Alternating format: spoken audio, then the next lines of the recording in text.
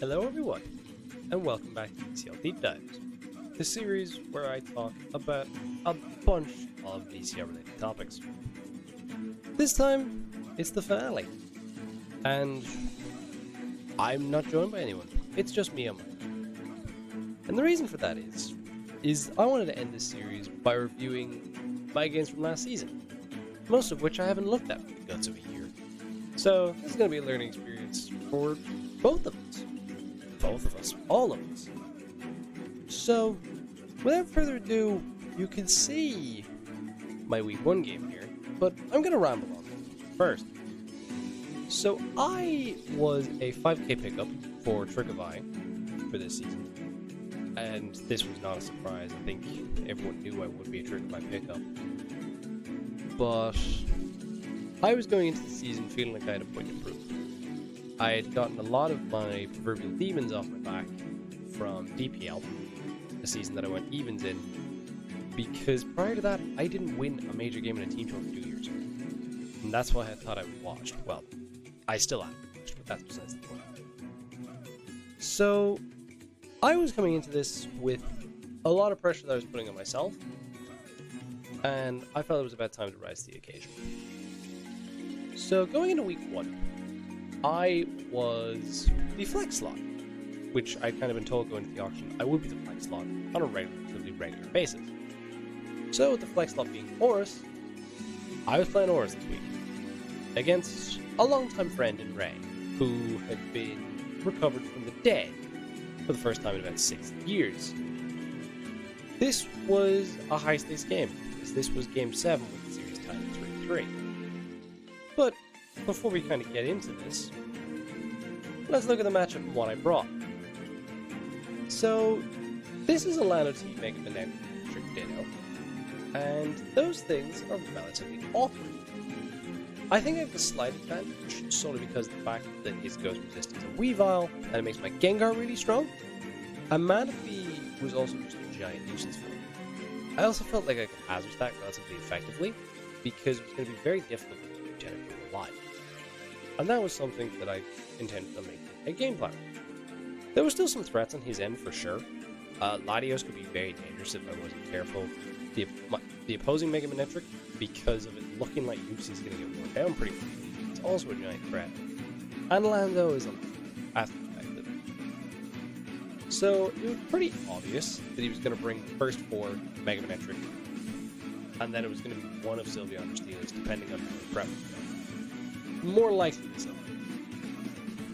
So, as you can see from what I brought on the bottom, I went with a Scarflander's Tape with enough speed to make sure that I outsped a Mega Manetric. Relatively standard set here. Q, U-turn, knockoff was good for Latios. And then HPI is just for the Lando Ditto.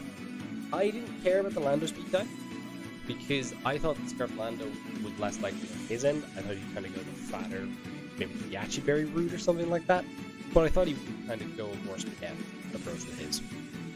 Specs Gengar, because Specs Gengar was just very capable of claiming kills on an incredibly regular basis here, by just spamming Shadow Ball, or spamming Hex if I was able to get statuses off in the form of Skull Burn or Yawn. We'll get to that later. But this thing, I was having a hard time kind of figuring out the right set. And I kind of felt that if Weavile Pursuit trapped me, it Pursuit trapped me. So I was better off just letting kills.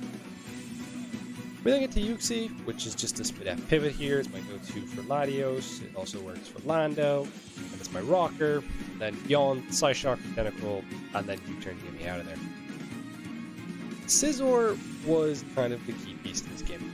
We have an SD set with Octoberry, with Wisdom and Def, meaning it could act as a Latios pivot if I needed it to, or else it was Sylveon. And SD Bullet Punch was just really difficult for him to stop this game, especially if I was kind of wearing down Manetric, which was my intention, because the fact he was constantly going to be taking Rock Chip and stuff like that. So, and Facade is there because his best bet around this set was actually a Skullburn Tentacle. So, really potent, really powerful here, and hopefully was able to kind of clean up the end-games. So then, Manaphy, just a Fizz Def set here, this is my Weavile check, not that surprising. It's called U-turn Rest On, does the job. And then finally, max speed, max burst attack, Mega Electric with multiple HB Ice, Flamethrower, and Protect. I decided for no Thunderbolt because I decided there was no point where I was actually going to win. So I felt Protect was better to kind of make sure that I was able to get the Mega off, which was something I needed important. And so, let me just clear these, and without further ado, let's hop into the game. So I lead with my Yuxi here, as he leads with Sylveon. I get up my rocks, as he clicks Hyper Voice, crits me, and reveals to be Specs turn 1. So that's not ideal. Makes my life a bit more difficult. I U-turn out and go into the Scizor here, knowing that it can take a Hyper Voice. Still does a lot though. That's a fat 50. Nice F investment. So he goes Landorus as I just rooched up. Nothing too surprising here. And I'm just going to pivot into my Manaphy. It's Fizz Def, it's doing what it's supposed to. Knock off, get the Helmet Chip on this, which is really nice. I'm not going to slow U-turn out, or did I Scald here? I actually Scalded here. Yeah, it makes sense, because burns were good across the board. And then I U-turn out into my Yuxi, expecting Rapid Spin. As he clicks Knockoff, activates my Cover Berry, does 11. And Scald doesn't kill from 17. I believe this was actually a roll, but this just makes my life a hell of a lot easier because this gives me a crucial Side Shock off the Tentacle that does 54.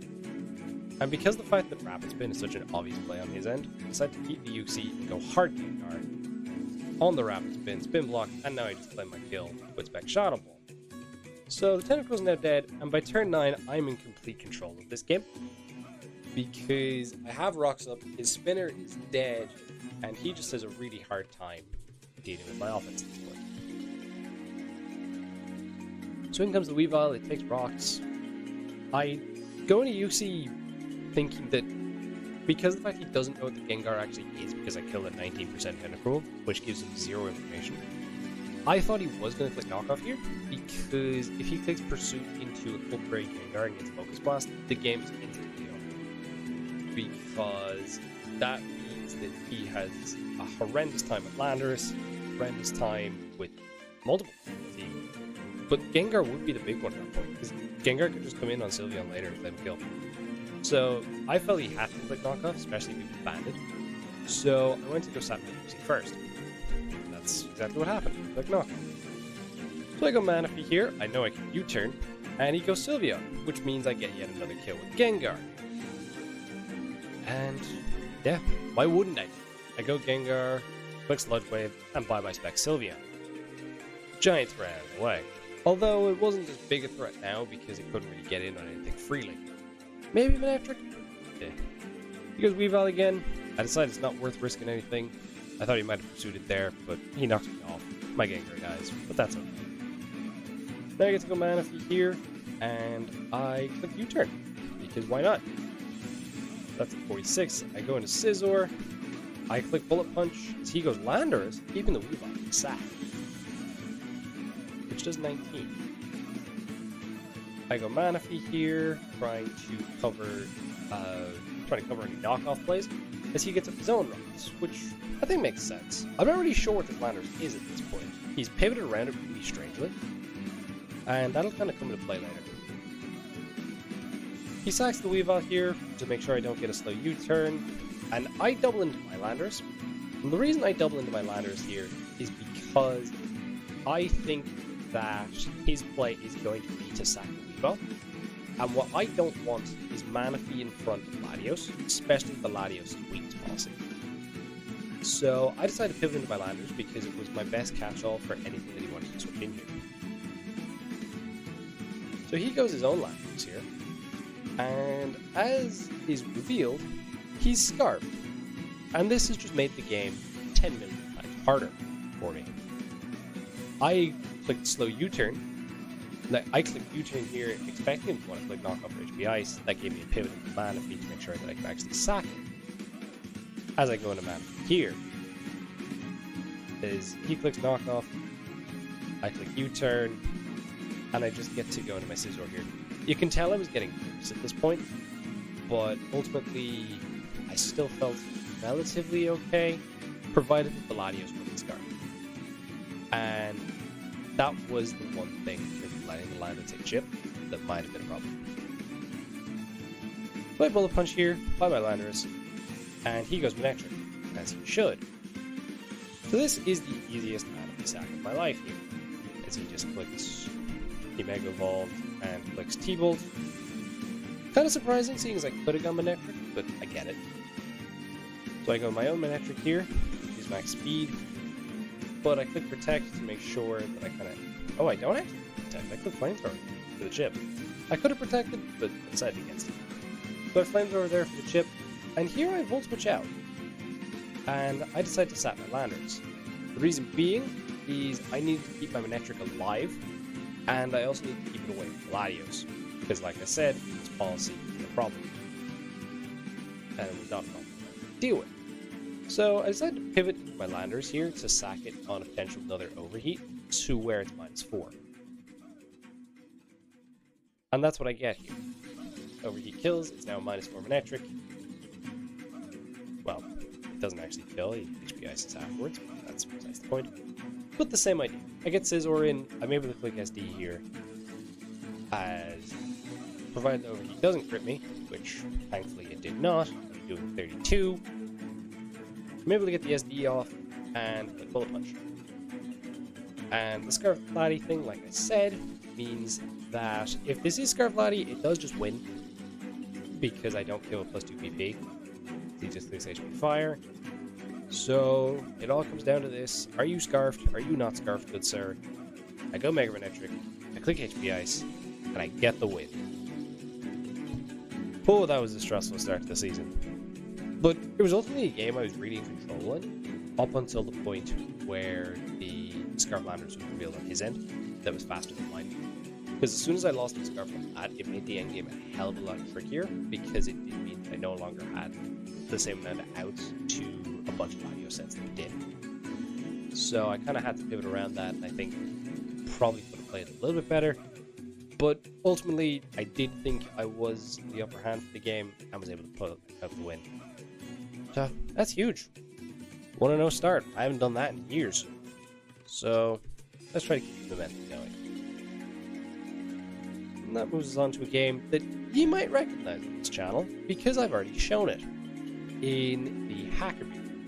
But I think it's about... So I won't spend too long on this because you kind of already see the game. But I will just quickly show off what I prepped for this game. So you can see the matchup here. This is in Usum, a tier that we all know that I'm cursed in.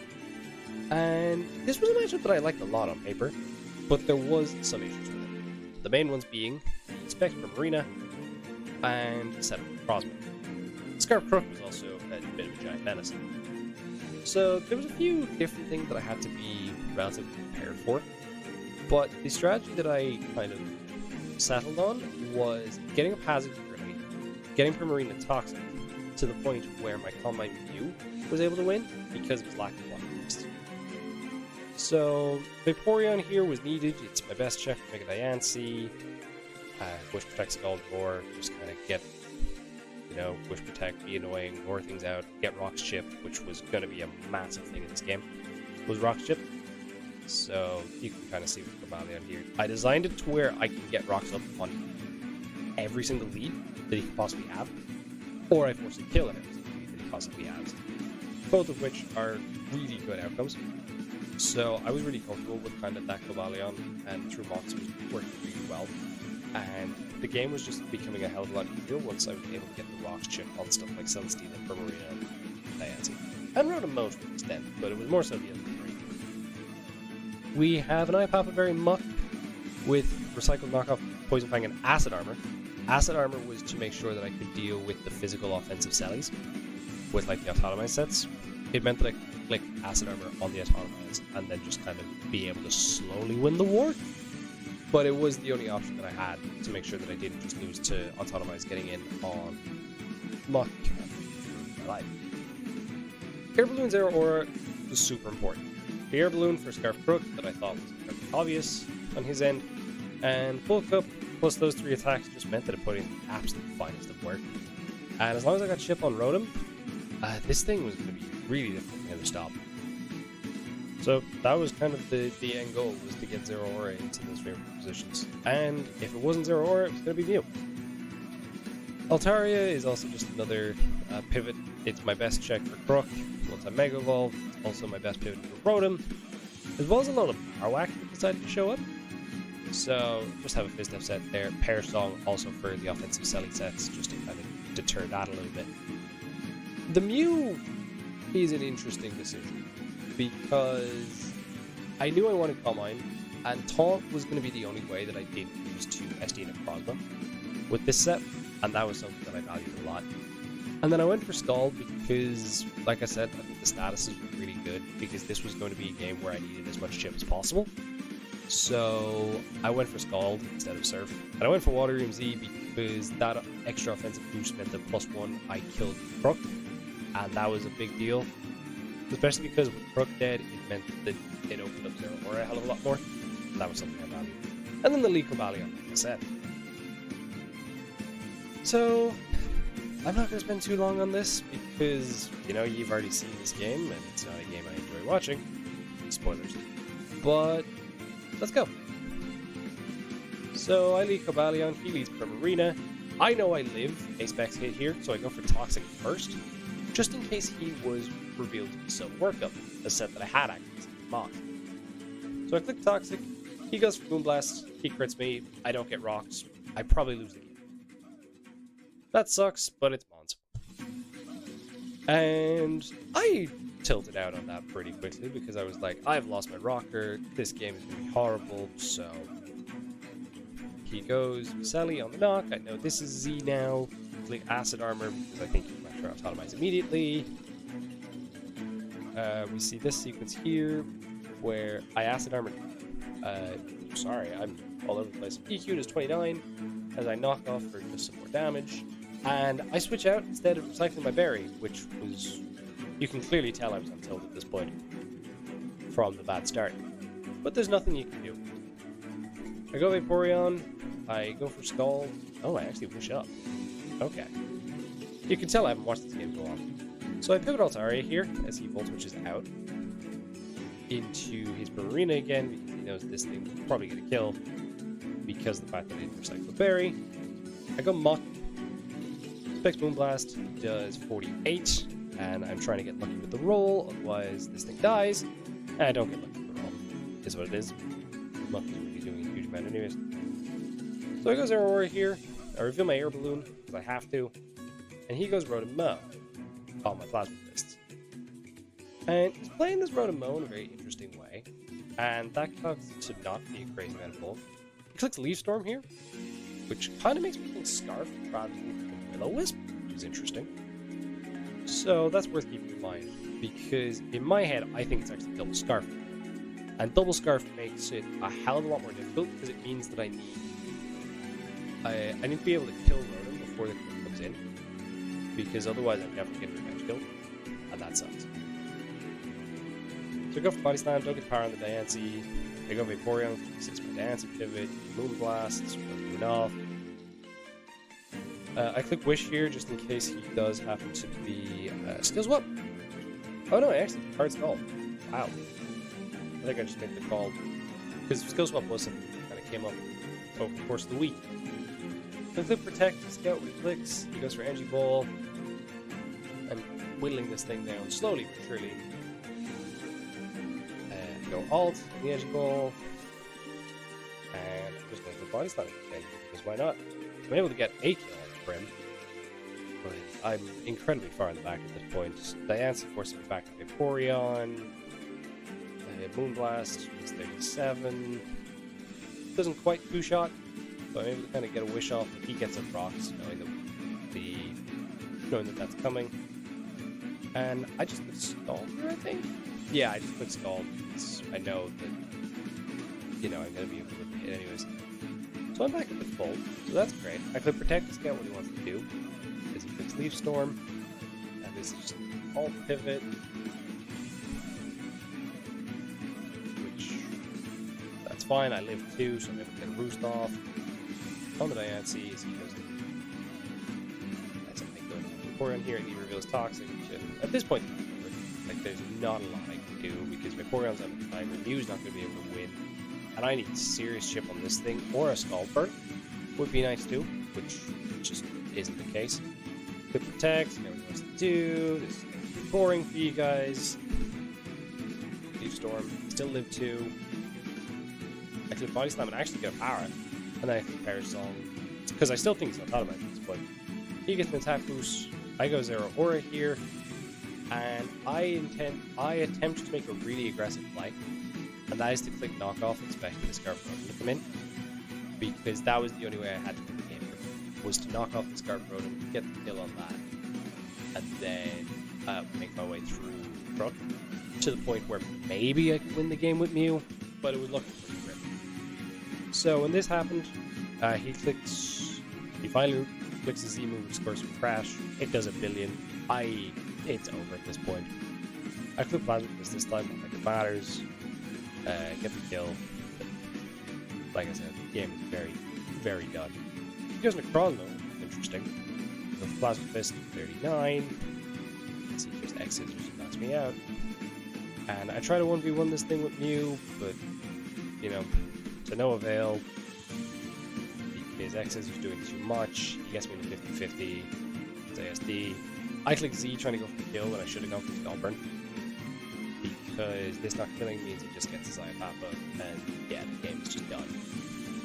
So, yeah, nothing I can do. I do get the burn right as I die, but Vaporeon's not quite able to protect all this thing. We double down, and the Hacker gets the win. It's an unfortunate one for week 2, but there's nothing I can really do. Not getting rocks up meant that it was just really difficult for me to pivot around. I definitely could have played it better, and you could tell with kind of the block sequences, I was definitely feeling a little bit, you know, hard done by that turn 1.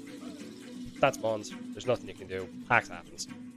And it's how you deal with it is what matters, and I did not deal with it well whatsoever.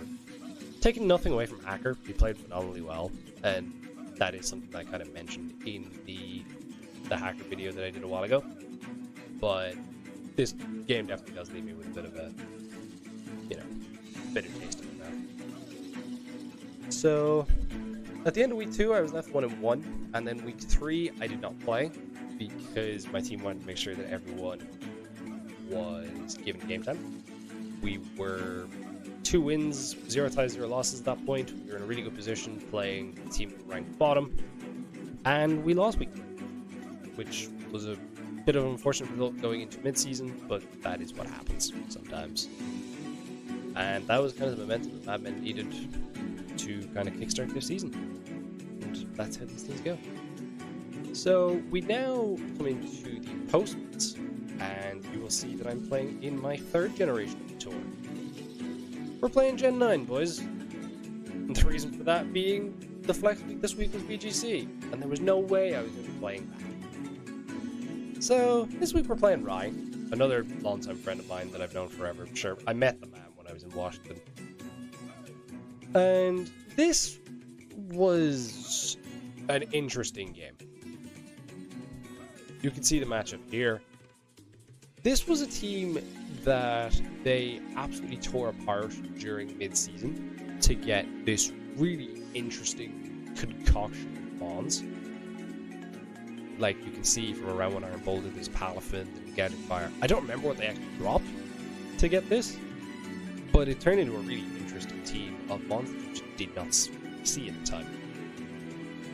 So this was a matchup we didn't really know how to approach. Terra Iron Boulder was a giant threat throughout, just because SD sets with booster speed were winning a hell of a lot of end games if I wasn't careful. And Gadget Fire was also an absolute demon. And he had a very plausible move of Sun here, which I have to respect. So in terms of what I brought, I went for a Rocky Helmet Petrunt with Nestba Toxic, because it could actually solo Tinglu if the Tinglu itself wasn't rest, which I was seeing about half the time in box, so it wasn't too unlikely. And Nasty Plot just meant that I was able to get through stuff like Corv, and he also just really struggled to kill them on in general. So that in combination with Flame on Fariyama, which was able to come in on the Tinglu and put on an absolute world of hurt because his close combat switchings just weren't great here, and I was able to knock off the Rotom, then I'm in shape. And then I bullet punch plus fake out to kind of help me in those late game scenarios, particularly against Iron Boulder. But it was also kind of working. It could also work with gouging, getting fake outs off, and stuff like that. We then have my Leech Rakdos, which was my rocker here. I went with red card, just kind of get Mons, like try to get the Boulder in early if I could. Or it also forced the Rotom out, which was something that I kind of liked as an idea. And so I went Stealth Rock, Toxic, Thunderbolt, Spin. I only needed Thunderbolt to hit Corv because everything else I wanted to be Toxic, and I didn't really care about not having the move to hit them. So it was not going to last long, but the idea was kind of get rocks up, get up a couple Toxics if I need them to, and just kind of make progress that way. And then we have Ogrepon, which I went with, you know, a relatively standard support set. Hornleech was needed for Palafin, because I didn't really want to keep this thing.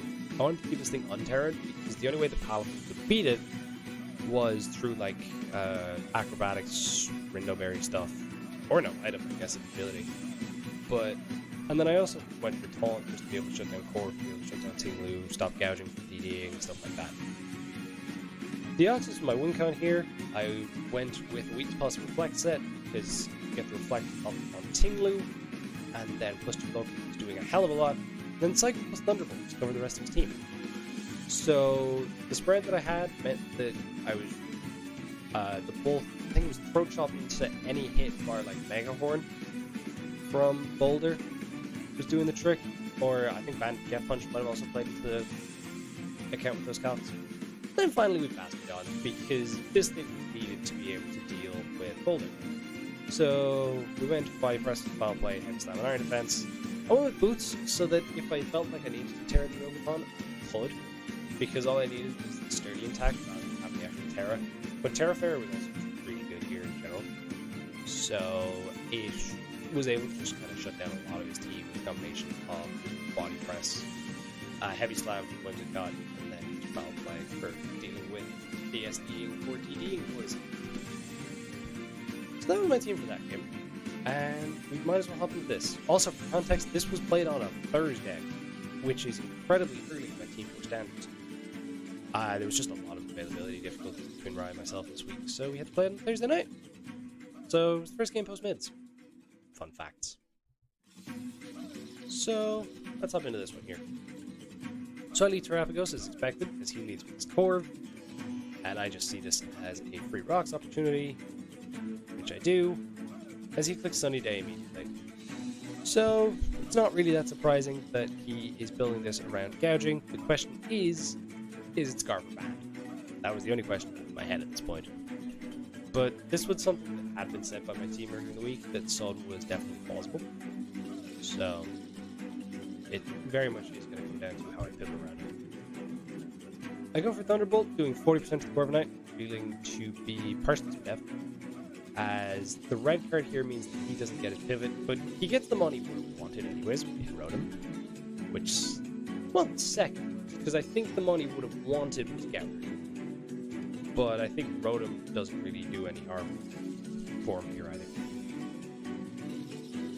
So he goes for Discharge, he doing a decent bit of the damage, as I'm able to get the Toxic off, and here we kind of end up in a weird-ass stalemate, because I'm trying to Toxic, expecting like an aggressive switch into like gouging, because he's seen most of my set at this point. But I'm still Toxic in here, and you know the Rotom's taking Toxic Chip, all is good. We see its Heat Rock on the Corviknight. I finally get parried, and I go for T-Bolt here, because I think the Corv is going to pivot in. And this time he does actually go Corv, and I click Toxic this time, which sucks. I was trying to catch him on the roost. So I go Petrant here as he roosts up. Sun is now gone. So I'm going to click Nasty Butt here, as he's probably going to attempt to reset Sun. Because he actually reveals, which is kind of annoying, but because I'm not really going to be able to get rocks up again, as Shadow Ball does a grand total of 10% for Tingling. Pretty bad. I get the Toxic on him though, as he gets fire spikes, meaning that my Terrapagos is dead. I decided to sack him here. I maybe should have kept him for a little bit later, But I just wanted to make sure I could get my Hariyama in at this point. He snaps out of confusion with his whirlwind, which isn't surprising because he doesn't want Hariyama to come in here. So I'm able to get Hariyama now, and I decided to click knockoff, expecting a totem sack, as he reveals to be Culver, but I get the kill anyways. And Flame Orb activates. So he goes Gouger here, which is a giant threat, and I go Petra, because in my head I'm like, this is not bad. Turns out he's bad, and that sucks. He gets Raging Fury again, and I go Bastion here. This was incorrect. This was 100% incorrect. What I actually should have was I should have gone Wellspring, and I should have teared up the because I was going to live with Banded Raging Fury. He was forced to stay in, so that gives me the 2 shots I need. And it gives me the crucial chip on Whimsicott as well, meaning that the endgame for Hariyama plus Deoxys is a lot easier. I didn't actually need this thing to tear it either, I just needed it at sturdy to where there was no Iron Boulder set instantly. So this was a misplay on my part, but you know, this is me reviewing the game 9 months later. He does 52, so I click Iron Defense. Ooh, no. 5 Rest is 58. Raging Fury does get the kill, and this just makes my life a hell of a lot more difficult. Because I think this game is done at this point, so I just click Terra Water with the Ogre Pod, and I get my kill. But I just think he's going to go an offensive Whimsicott here and cook me. But he goes Core. I'm like, okay, interesting. I taunt prevent some again. And I'm just going to play my 2 yeah. As I know he's on a U-turn at this point. So I think this is offensive Whimsicott. But he's Moonblast, not a Grasp. And he's only doing like 20. So all of a sudden I'm thinking there's hope. He gives me Whimsicott, which no prankster bullshit to deal with Deoxys. He goes Iron Boulder, which I should have said he was Terra Rock, which was a surprise for me, solely because I was seeing stuff like fighting a hell of a lot in Mox. So seeing Rock kind of confused me and made me think it was Booster. And seeing that it wasn't Booster here made me think, huh, is this Bandit? Or is this Scarf? I wasn't 100% sure. So he gets the kill with my DP there. I go into my Hariyama, and he just gives me his Corviknight, as he should. I click Fake Out for some reason. It doesn't really make a crazy difference. But I click Close Combat, get the kill in the Corv, and I know I'm going to be able to just get free Bullet Punch chip on this Iron Boulder. Which I do, as he Revenge kills and Headbutt. So now I'm in a very interesting position. I go Deoxys, as my last Mon, and I know that my click here is Loki. Because, you know, it's an easy enough click. He does 33. And I was kind of in a bind here because this was a roll, and it was not a roll that I wanted to risk. And I was also running Calcs, and I was like, if he... There was a chance that I was going to be able to live the Mighty Cleave if he wasn't Throat Chop. So I click Reflect on Payback, doing 46. Procs my weakness policy. And, like, Loki kills, but he does just go into his Boulder here, which, unfortunately, is Mega Horn, so does kill me. I think Cleave was a roll here. I don't remember the exact roll. I think it might have been in his favor, but he just didn't risk it and raw balls with Mega Horn.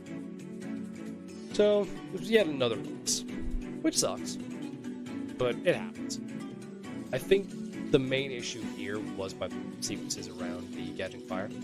I think if I'd gone Ogre Pond sooner and just tearing on it, especially because of the fact that it was forced to stay in, and that would have given me the free 50%, meaning that I would have been far less worried about Sunny Day going up. And just kind of being able to get those hits off, because I was going to live a Raging Fury, I think that was 100% my play. And not tunnel visioning on needing the Terra on Bastiodon, because all Bastiodon needed at that point was to actually be alive rather than be alive and have sturdy intact to where it could always like take a +2 Sacred Sword if I needed to, rather than like having the Terra Fairy. So we dropped to 1 and 2. And the following week, we have a bit of a battle. Because we take on Kaif, who had been doing absolutely phenomenal to this point. He is sitting pretty at a 4-0 record going into this game. And this is a series against Foxes, who were top seed at the time, and were just doing absolutely phenomenally. And we weren't in great shape after the previous week's loss. Back-to-back losses, this series hadn't exactly started great. So the pressure was well and truly on. What made the pressure even worse was how bloody diabolical this matchup was. As you can see here, I don't have a single response to Ogre Wellspring. It can come in whenever it wants, and just click Ivy Cudgel, and there is not a lot I can do. So I need to kind of figure out an entire game plan to where that makes sense, while also being able to deal with the potential threat of SD Scizor that can always come in on the Escarada, a Dragonite that, if it gets a Dragon Dance off, puts me in an absolute major spot of bother, and then just other annoying bits like Tingler and Gamora, and like Prankster on Force Sableye, I'm seeing a lot. So I need to kind of balance a lot of different things in this matchup. So as you can see from my pace, I kind of went a little bit crazy. Over the black classes, Escarada, just, knock off Sucker Punch, because I thought Trailblaze Ogre would definitely be coming. So I felt like I did the Sucker Punch. And then Flower Trick with U-Turn just to kind of cover the rest of my bases.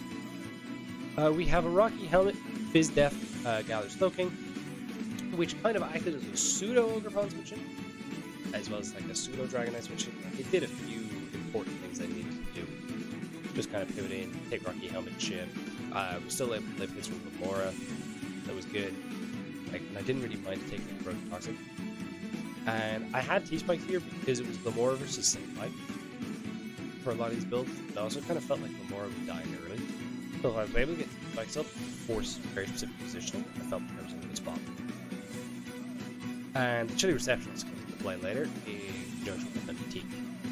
We have an Jetpack Ceruledge here with SD because it was my cleanest way of getting through Tingling, was getting an SD and then just +2 CC and getting out. And then I also had Shadow Sneak plus Poltergeist because the two of them and Ghost was just really spammed here in general. The Gliscor is where things get interesting because yes, I need spikes up here. Like spikes are an absolute are a necessity. But I have Lunge. And Lunge's intention here is to make so that it was an aggressive click that I could have every single time if I'm expecting a hard Wellspring. And what that meant is that +1 Ivy Cudgel didn't kill Slowking, and Slowking was also going to pivot in onto 2 Ivy Cudgels from Open. This was a massive game. So it was honestly this is when you know it's a bad matchup, because I nearly brought Sunny Day in the same slot, which kind of achieved the same purpose, but it just felt a hell of a lot worse. So I went with Lunge instead, because I also kind of needed damage on it, rather than just I set up a Sun, that achieves nothing.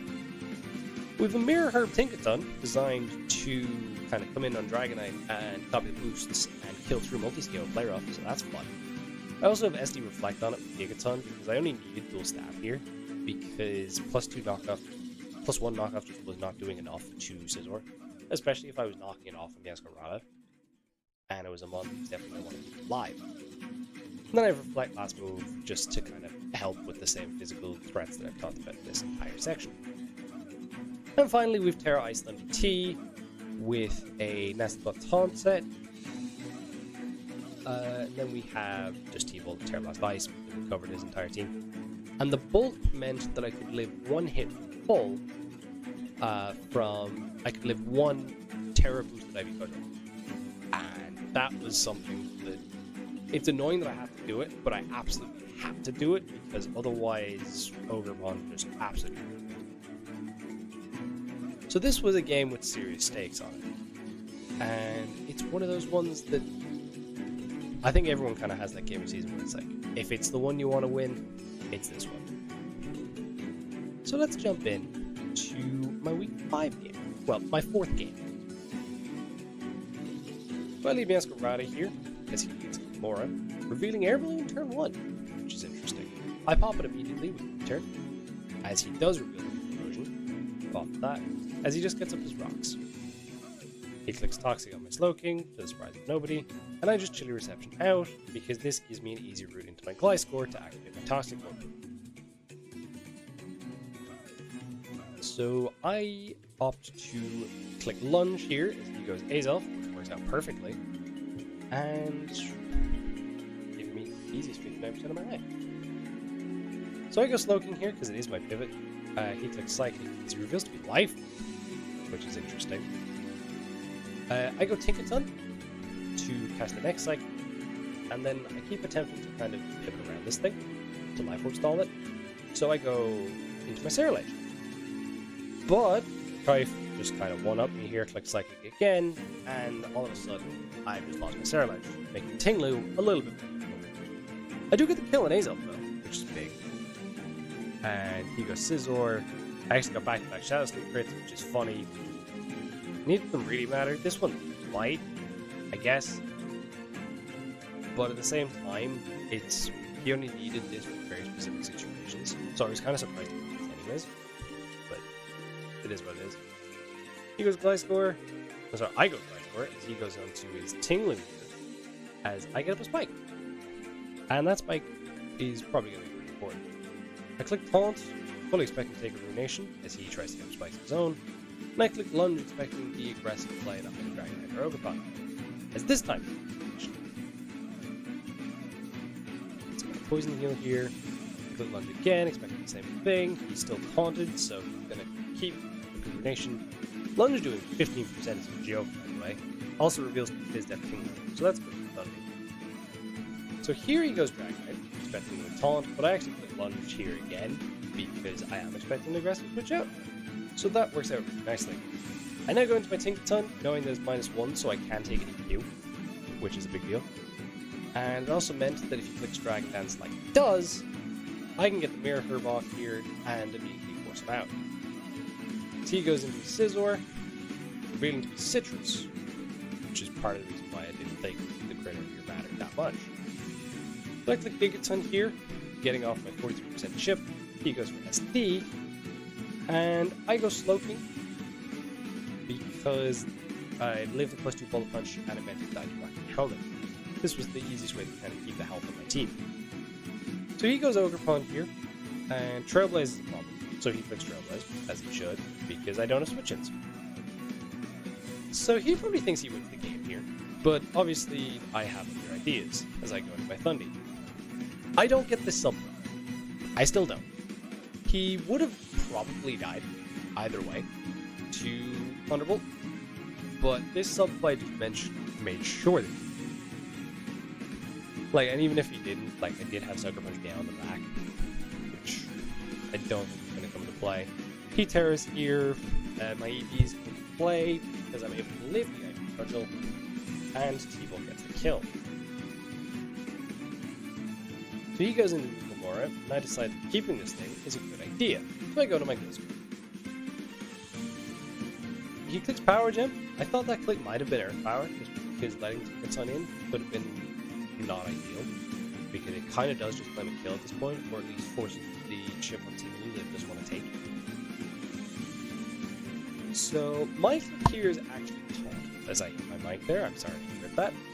So my click is Taunt because what I don't want is Dragonite coming in and being able to click Dragonite, which would suck. So he clicks E-Speed, trying to get a kill. He doesn't kill, as he reveals to be Life, so I don't actually know what the odds of killing him. As I click Lunge just to get the damage off -1. Clicks E-Speed again, as my Gliscor finally goes down, having put in such a effort. The Taunt Dance. I go Tinkaton here, because Play Rough is free, as he goes into his Tinglu,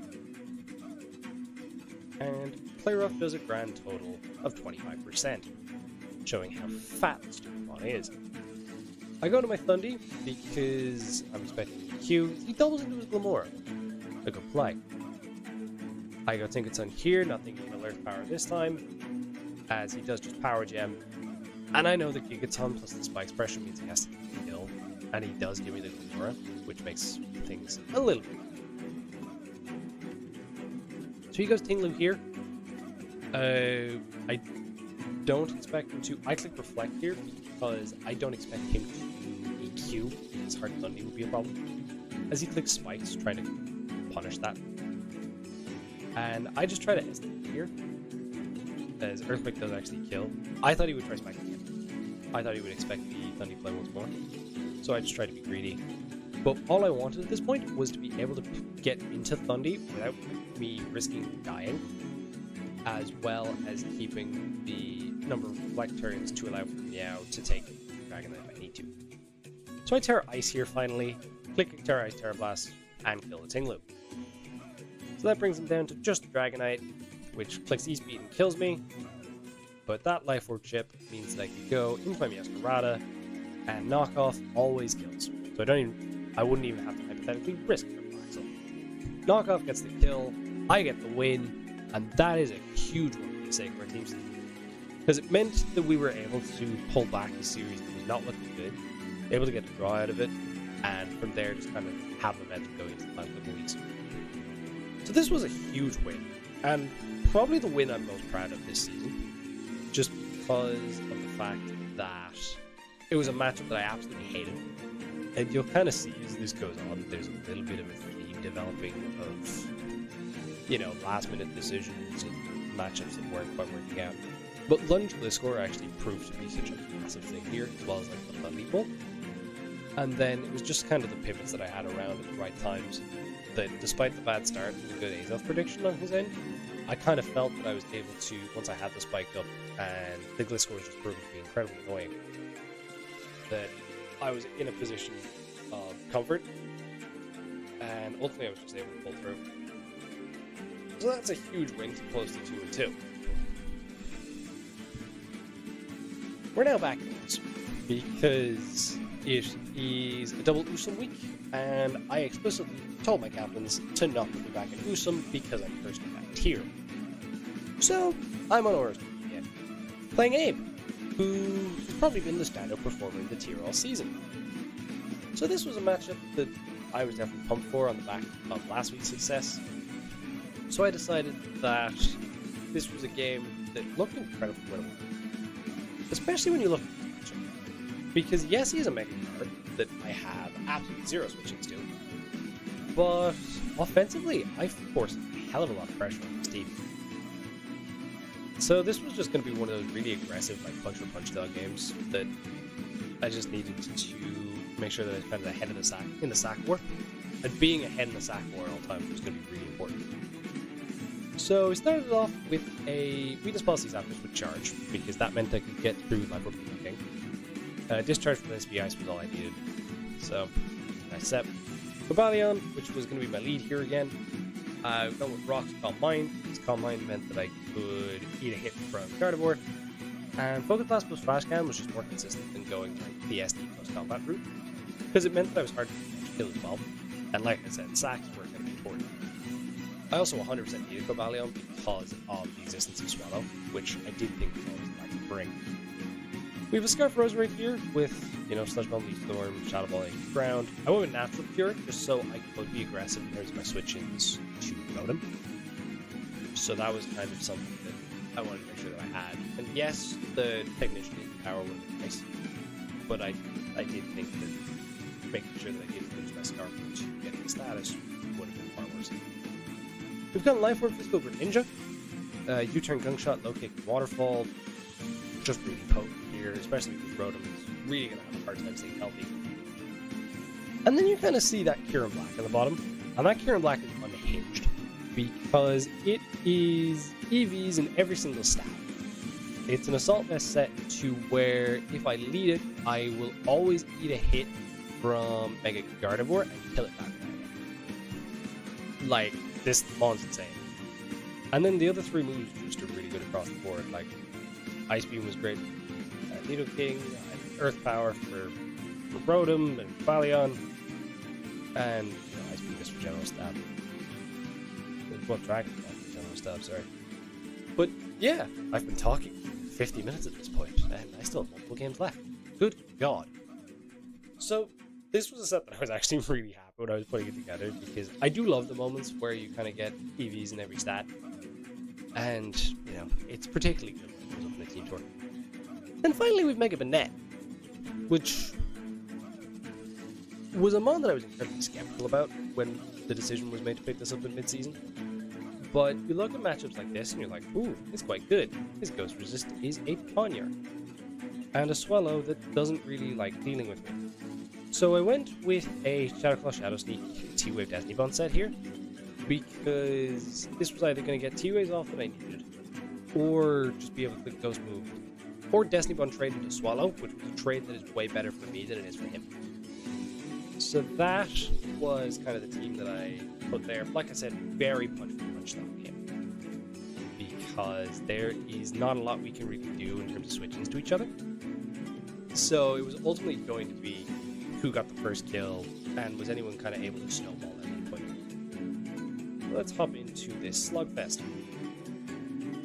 He leads Gardevoir, I lead Kyurem as intended. I'm going to click Iron Hit here. He switches hard, which means that he doesn't have the speed for me, and is not Protect. Both of which are kind of key pieces of information. It's also interesting that he's not Trace, but I don't know if that actually played any particular specific interaction. Never asked him. So I expect rocks to go up here on this turn. He reveals Valiant. So I click Earth Power. I get off really nice chip. And at this point, I'm just trying to claim my kill because, like I said, this is a game of science. Because I know I live in close combat at this point. He gets the flinch though, which stinks. Absolutely stinks, because if I was able to get ahead in the sack race here and keep this thing to kind of switch in on Rotom later, it would have been easy. But I digress. I go Zapdos here on the close combat. He clicks close combat. And I'm just going to love her. There's no reason not to. As he goes hard Nidoking. I'm like, oh, perfect. I can just click charge. And that's exactly what I do. I click charge as he reveals to be physical fire punch. I click HP Ice, he reveals to be max speed at Nidoking, and Ice Punch. I get the static, and I also get my weakness plus. He makes a great play here on the roost, because I almost clicked Hidden Power Ice here, and just kind of took my damage. But the issue that I was going to have was in case the Nidoking was actually Sucker Punch, which he had room to fit at this point, solely because he didn't need Poison Jab necessarily. Or he didn't need EQ necessarily because of the fact that he Fire Punch, which I'd say a lot of that was down to like Air Balloon Cavalia. So he makes a great play on Hard Swallow, activating the Flame Orb and just forcing me to give him Zapdos. Because this was the only mon that was capable of actually killing 57 too. So just a really good play on his end. So he gets first one, which sucks. And I'm weak here. So go Cavalion. I know I need to get my own rocks up here, because he just U-turns out. He goes Rotom. That's fine.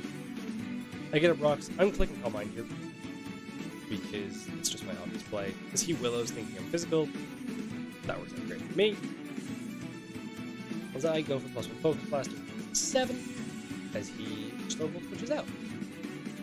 He goes into his own Cavalion here, and basically just does a bunch of pivoting. So he goes into his Latias here on a Focus Blast, trying to whittle me down with Burn at this point. I get the Death Drop, which probably sucks for him. I don't know how fat the Lati actually was with Flash Cannon rolls. But I just get Flash Cannon here, I clean 2-shot the Neotig, which reveals to not be Sucker Punch, and Flash Cannon gets the kill. Because Sucker Punch very definitely killed him. So he goes Swallow here, which is looking like a giant threat right now. And it's very pretty. Doing a crack on the 3% recoil. So I go Rosemary here. I'm screaming for Scarf at this point, as he just sacks his Rotom because he doesn't need it. Makes sense. I click the Storm because my best big ground click against everything, and Swallow that quickly. So he goes to Gardevoir now, and this is where I decide to sack up Pure Black, because I don't need it. Quick Psy Shock, just to go there. And I go into my Greninja, because this thing looks like a giant threat. Gunk Shot, crit is not bad in there, it always does. And I was kind of regretting not being Water Shirt at this point. So he goes Latias. And I think what I should have noticed here is that this was the mistake that was actually letting Bennett take the Draco. And the reason for that, I also found out that it was Scarf, which I kind of suspected at this point. I think my play here was actually to sack Gren. And the reason that I think my play was to sack Gren was because by getting into Bennett... Well, no, I think my play was actually to sack Gren. Ooh, no, that's a tricky one. I think my play was to kind of sack not Bennett here. And the reason being is that I feel like I needed to be able to keep this thing to where it could 1v1 the Cavalion in the endgame. Because if you look at the Swallow here, the Swallow is going to be coming in. It's going to be at 23 and can only maximum claim 2 kills against me. So if I sacked something else to Draco, if he tried to come in hard on Bennett afterwards, so like say I sacked Gren, no, I think Rosary would be a better sack. So if I sack Rose right there to Draco, and I go Bennett, what would happen is that, yeah, so he either gives me this on the, yeah, I would either click Shadow Sneak and just claim this, or he would go Swallow and take that first round of burn, meaning that he dies to burn. And if I was, and obviously he can't click Facade, he'd have to click Brave Bird, so he definitely dies in the start. So if I make that sack, Bennett then beats Cavalion and wins the game. And also beats Lacus. So yeah, this was a mistake on my end, because there definitely was a winning endgame here. But it was a very difficult thing to think of at the time. He goes Swallow off the Shadow Sneak, and this is just really difficult. Because of the fact that I died to rocks, there's no point switching out. I click Destiny Bond. He clicks Brave Bird, knocks them both out. And see the Scarf Gladius come back in. I go to my Greninja. And I decided to pivot Rose right here. Just trying to live. Because if I live 1, I could get to -4, and then I was like, maybe. But, you know, I go Gren. He just switches out, into Cavalion. I click Lungshot here just so I don't take an extra round of life open before it goes Cavalion. Loki gets the kill, but ultimately he just the game with Scarf Gladius. Abe played this game incredibly well. His pivoting was really good, and the play to get Swallow in when he did to get the Flame Orb off was huge. I think this was a very different game if he was not able to keep Cavalion alive, and if Earth Power disconnected and killed. Because if I was ahead in the sack war, I definitely would have been like confident. But overall, I don't think, and obviously I did have the end game route, where even despite that, I think I could have won the game. But ultimately, like, I don't have any major regrets going into this game. But kind of sitting at 2 and 3 at this stage of the season was definitely unfortunate. Especially given how well I feel like I've been playing all season at this point. With a couple of exceptions. And so we get to week 7. And we get to week 7 almost an hour into the video, which is about on par with what I expected. So we played Darkrai this final week of the season, with his team already eliminated, and my team hunting for the 2nd seed. This is yet another ORS game, and this is yet another instance where I feel like I'm going to be majorly coping. And I have been majorly coping all week. We see another Mega Gardevoir, which sucks, but at least I have something to do this time. But he also has Sand, which is a giant threat to my team. Mostly because Escadrille is just really good against this team archetype in general, because it can either go the Sand route, or it can go the Molt Breaker, Stealth or Toxic route to get through Sableye, which makes Talonflame a hell of a lot harder. He also has Crobat, that puts on a lot of offensive pressure to my team, a T-Tar that could Pursuit Trap a lot of more instances, and then he also had Tangela that was proven to be rather annoying, and Rotom Wash was also a giant pain in the hole because there was no Latias set that could really run with progress. So I was kind of a lot of times back and forth. I'm just going to make sure you guys actually see it. There we go. Nice live editing. So I was doing a lot of back and forths going into this game I didn't know what the hell I wanted to do. And ultimately the solution was found a grand total of like an hour before the game, where we decided, fuck this, we're bringing the light fire. So, we'll get to that in a second. So we have Mega Sableye here. We've gone with a max attack set with low kick for T-Tar, and then we have foul play, the best bet against the Escadrille. Shadow Sneak, because it does 40% to Gardevoir, and after Rocks plus foul play, a lot of the offensive set died to Shadow Sneak, which was pretty good. And then I have Pain Slip because it's actually more consistent over here, especially versus T-Tar. We have an Air Balloon Keldeo with Scald, Secret Sword, Aqua Jet, and Icy Wind, with 4 attacks, which is putting on a lot of offensive pressure here, and having Aqua Jet for the Sands with the drills was really nice, as well as picking up the Crobats required. Life Orb Electivire put on a hell of a lot of issues if the Gardevoir was not Terran Run Generation Mega. So we've gone with a T-Bolt, Iron Tail, EQ, and Flamethrower, just covered to hit the entire team, and predominantly special with some physical investments to make sure that Iron Tail and EQ were doing enough damage to the big 3 of Gar, T-Tar, and Escadrille. We've gone with a Rocky Helmet Latias here, which was my attempt of switching into the Escadrille, and I could also just like T-Wave and surf down a T-Tar if it was attempting to stay in the Blue Trap me, so that's just kind of the deal there. Custom Fairy Metagross, and its intentions is to get a Rocks, check Gardevoir a little bit, Facade if I get burnt either by Willow Rotom or Willow on the guard, and then just die. You know, doesn't really do anything too crazy here. EQ for aggressive Escadrille scenarios and stuff like that. And then lastly, we have a natural gift Grass Talonflame here with SD and Brave Bird, because he could win a lot of game games, especially if he did opt to bring the Tangela, which I'm seeing a lot in mocks instead of the Kyogre that you can see on the screen. So this was a crucial game because we needed as much differential as possible in terms of game wins to maximize our odds of getting second seed. And with us having lost game 1, there wasn't really slip-ups. So, it's time for the final regular season. Or final game. I wonder. So I leave Metagross here, because my intention is to get a Rocks. He goes to throw him. He Volt Switches out, crits me immediately, which sucks, because it now means that Gardevoir is a hell of a difficult. But I get on my Rocks. He reveals the Mold Breaker Drill as well, so his Rocks are always going to be free. I'd like to do and do 94, which is crazy. He thinks he does the Bullet Punch, so I activate my Sableye as he pivots to Kofa. And this works out nicely. He goes Guard, Trace the Prankster, which doesn't really matter. I can Foul Play, which is 24, so he reveals 2 definitely hits both. But I decided to stay in anyways and just take my 40% with Shadow Sneak because I need it.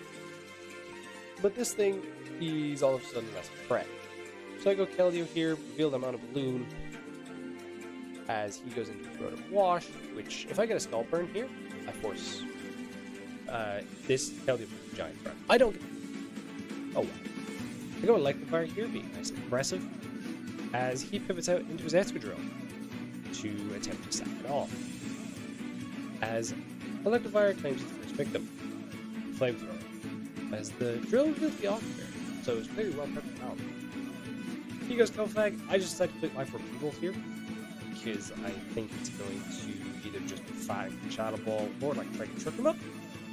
But I'm able to get the shot there with Thunderbolt, which is nice.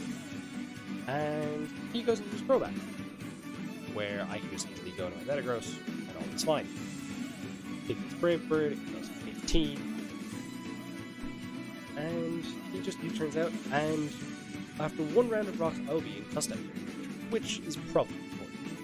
Complete Meteor Mash, grand total of 9. As I go into my lines, he clicks Discharge, rather than Voltage, which is surprising. So here I get up a light screen, and I see T-Waves me. He really wants my paralyzed. As Evil switches out and goes into the T-Tar. So I have no real clue what this is, but I'm able to get the T-Wave off. as he reveals to be Lumber, which sucks. I'm expecting a DD to come out here, that's exactly what it does, but I stay in the T-Wave, and thankfully don't get power. I can side this thing because it doesn't do anything at this point, get the helmet chip off, and thankfully can just go into my Keldeo that will gladly let me and quick secret sword. T-Sax is kind of here because it doesn't do anything. So he can go into his throwback here, which looks very offensively right now. As I go into my Metagross, and he roosts. Really aggressive fly, which I wanted to call out, but I couldn't because of the top one. Get the Custap Berry Meteor Mash off, which is huge, as he turns out. Also, so here he goes, Rotom. And, you know, he's sitting pretty enough at 62. I go to my Electivire, trying to catch this Volt Switch or Discharge. I get Speed Boost, meaning I can get one last hit off here as he decides to go into the Tyranitar. People doesn't quite kill, it's fine, because it doesn't need to. Because what I can do at this point is I can go to my Keldeo, I can click Scald pretty freely, get the kill in the T-Tar, and as he goes Crobat here, he can't really afford to roost on me because of Sand being up. I can sat Metagross here just fine, keep Keldeo just in case. Never mind, he does just roost up on me. So, if I'd stayed in here, and just scalded him down, it could have gotten very interesting. But the only issue there was that my Talonflame couldn't. Talonflame plus Metagross wasn't going to get the job versus the Proto. So he got the. There.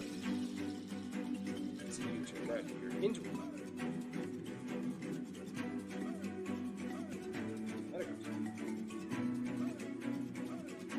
I go into my Keldeo here because I know I need to kind of get a hit off at this point. So I get the Secret Sword off, do the chip I need, Discharge kills me, but I'm in a position where Talonflame can come in for the first time and last time, because we're on obviously, and I can click Natural Gift Grass here. He can't switch out because he still dies to Brave Bird, and then he just goes into his Crobat, which dies to Brave Bird here, and I'm able to pick up the win, which was a big win because we were able to win this series 6-2 and make it a playoffs, with me personally finishing with a 3-3 record in the regular season, which it definitely could have been 5-1 on a different day, but overall it was a regular season I was incredibly happy with. It was nice to play more than 4 games. I hadn't done that in a long time, if you kind of exclude the DPL before this. So it was really nice to kind of have a consistent run of games and be like happy with my performances. So that led to 3-3, leading us to a playoff rematch against Armory. And that gave me this match, round 1 against L5, someone who I hadn't played in years, in a team tour game that is one that it's a hard one to talk about because it's one of those that I definitely felt like I deserved, and this was the DPL season that L5 was definitely like an MVP, and I don't think it could be disputed that he was the best player that season. And this was kind of around the time where I was definitely starting to spiral into the point where I was being terrible at the video game. So it was a bit of a sliding doors moment. For those that don't know, I had a Gliscor set that was absolutely cooking him, and then he crit me with the Life of Heatran, I think it was. So yeah, it was a bit of a touchy one. So that just kind of, you know, brought an extra layer of motivation in case I needed it. But obviously it's a playoff, so like I'm gonna be in a pretty good spot at least. And here's the matchup. I'm here with the Mega Net team again, as they bring their Mega Scizor Heatran. Good? Yeah, live editing. Love that. So, as you can see, it's a pretty even matchup. Like, we both have threats on each other that are very difficult to deal with. Like, I don't switch well in Rhino Eye, he doesn't switch well in Black, he also doesn't particularly like Ninja. So, it's one of those games that, once again, similar to the 8 matchup, I think it's going to be very punch for punch, very much about like sacks and hazards. We're going to be big things here. So what I opted to bring here was I brought AV Hero, which I was always going to have my lead because I was able to leave Draco from Latios, any offensive Heatran bullshit, Life Orb, Focus Blast from Landers, and I just had to set a Fusion Bolt, Earth Power, HP Fire from the Scizor, and Ice Beam. And this was putting in serious blocks because it was just forcing a lot of progress in the early game. That was exactly what I wanted here. We were Rocky Helmet Roserade, designed as my Azumarill check, and we had Leech Seed Protect, Slug Bomb, and Spikes. Spikes was important, Leech Seed Chip was also important, particularly on the Heatran, because getting that 25% was going really well. And if I can get the Spike up there in the game, just being able to wear down the Heatran just would make my life a hell of a lot easier. Particularly for my Zapdos, which is Citrus Berry here. It's actually my dedicated switch into Heatran and can live 2 offensive hits because of the Citrus. And then, yeah, nothing too crazy here, just Discharge, Turn Roost, HP Ice. You know, can also work with Pseudo Check the Landorus, if like my Kyurem's weakened and stuff like that. We have another Rocky Pokemon here in my Cobalion, and we have got, this is my Rock here, and then I have T-Wave, CC, and Ironhead. This set was actually a mistake, because I had a different Mega net set at the time, and then I made a last minute change of the net, which I'll get to in a second, and that is something that I actually should have changed the T-Wave to SD on.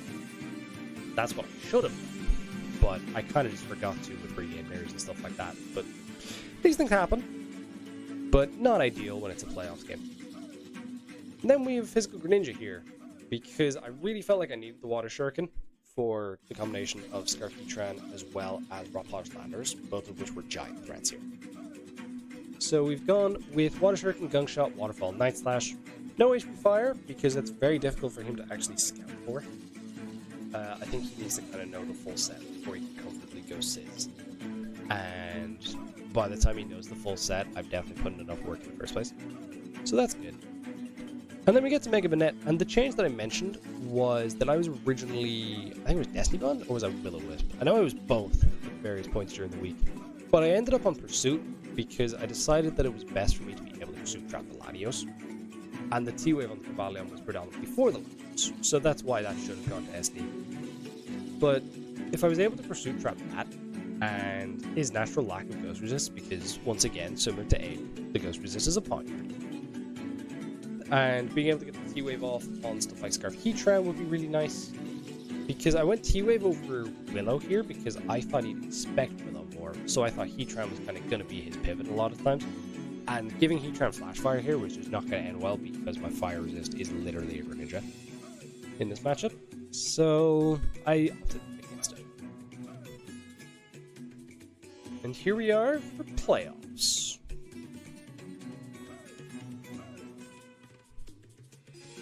I lead Kieran Black, as I said, as he leads his Stunfisk, which, yeah, Stunfisk versus Sceptile was kind of 50-50. We kind of felt prep.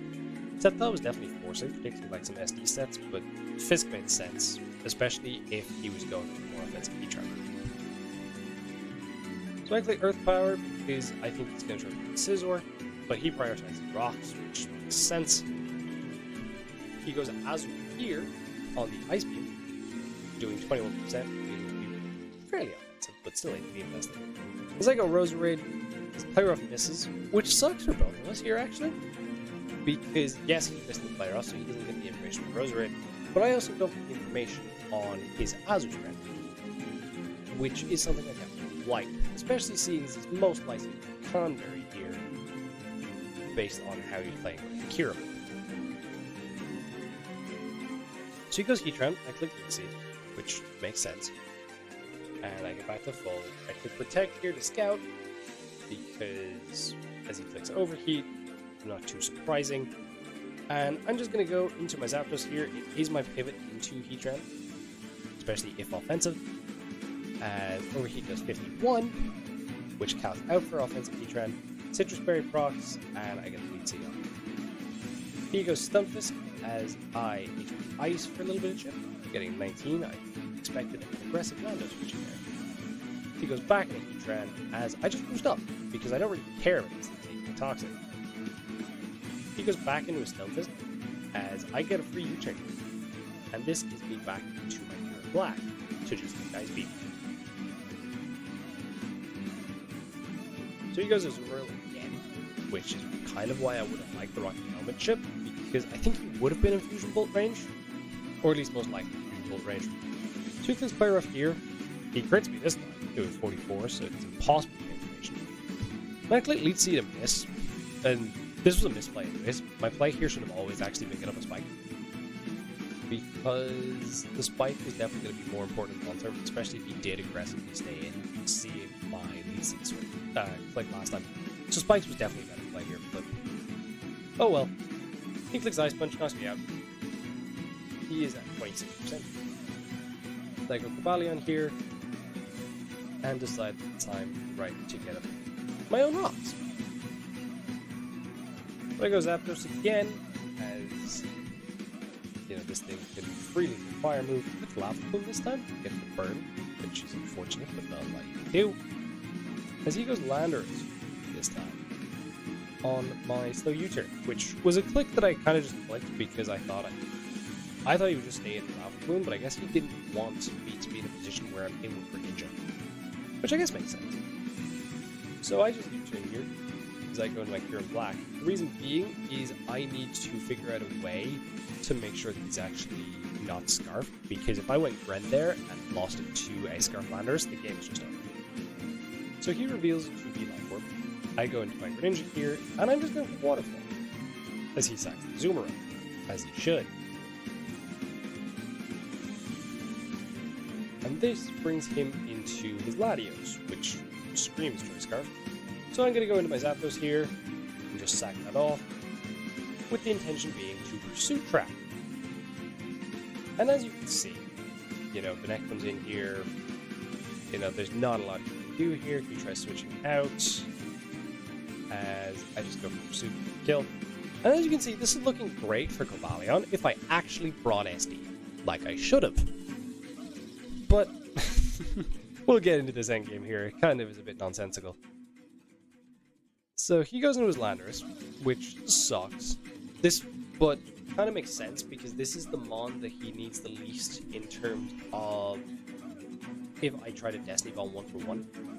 This is definitely the Mon that he needs the least compared to Heatran, because keeping Heatran means that he is a much easier time with Ninja, because the fact that Scarf, or with offensive Cobalion sets, he needs the Heatran. But unfortunately, I'm not Will-O-Wisp or Destiny Mon because I opted T-Wave instead, and he gets the kill. So I click Waterfall here, Landorus dies, as he goes into Scizor. And I switch out hard here because of the fact that I'm not able to fire.